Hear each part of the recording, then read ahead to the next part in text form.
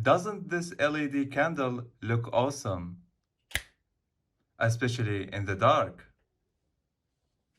So what about multiple candles? You know what? Let's try different colors. Let's try RGB flashing LEDs. All the design STL files are shared in the video description. Let me know what you think. So I've printed this model using natural PLA to take advantage of the transparency.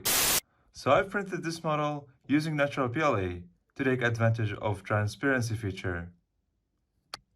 All you need to do is to attach one of these batteries, CR2032, to an LED like this and plug it inside this model.